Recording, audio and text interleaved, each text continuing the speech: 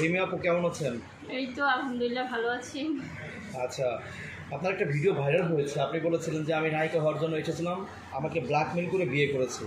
হ্যাঁ, আসলে এই ব্যাপারটা নিয়ে যদি আপনি কিছু বলতেন। আমাকে ব্ল্যাকমেল করেনি, আমি নিজের ইচ্ছায় চলে এসেছি।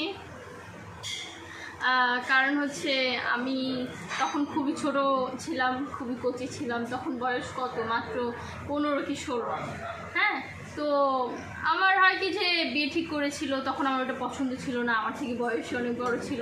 তো ভাবলাম যে আমি যেহেতু মিডিয়ায় কাজ করব, আমার এভাবে পোষাবে না, আর হচ্ছে আমাদের ফ্যামিলির কেউ মিডিয়াটা পছন্দ করে না, তো এই জন্য আমি দৌড়ে দৌড়ে চলে এসেছি। আচ্ছা, অনেকেই বলে আপনারা নাকি কন্ট্রাক্ট ম্যারেজ করেছেন, এই বিষয়গুলো নিয়ে অনেকেই তর্ক হচ্ছে আর কি সোশ্যাল মিডিয়াতে। এই ব্যাপারটা নিয়ে আসলে কি ঘটনা সত্যি কিনা? এটা কখনোই সত্যি না, আমার বিয়েটা কোনো কন্ট্রাক্ট না, ওটা সারা জীবনে, ওটা চাইলেও কেউ হচ্ছে কিছু করতে পারবে না। অনেকেই বলাবলি করতেছে যে আপনার যে হাজব্যান্ড সে অবশ্যই মিডিয়ার মেকআপ আর্টিস্ট। আচ্ছা, অনেকেই বলতেছে যে মেকআপ আর্টিস্ট, তাকে নিয়ে বিভিন্ন ধরনের বিজনেস করে, বিভিন্ন কথাবার্তা বলতেছে আপনাকে নিয়ে। তো আসলে এই ধরনের তাদেরকে আপনি কী বলবেন? ঘটনা সত্যি নাকি মিথ্যা, এবং যারা বলতেছে তাদেরকে কিছু বলবেন?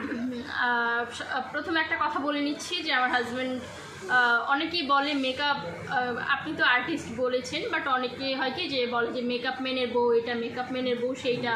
বাট এই বিষয়গুলো কি যে তারা হিংসা থেকে বলে যে কি ভাই, আমি এত বড় মানুষ হয়েও আমি এটা করতে পারতেছি না, আমাকে কেউ চিনে না, আর ও মেকআপ ম্যানের বউ হয়ে এত সেলিব্রিটি, ওকে এত মানুষ চিনে। এগুলো হচ্ছে যারা বলে তাদের মানসিকতা হচ্ছে ওই লেভেলের।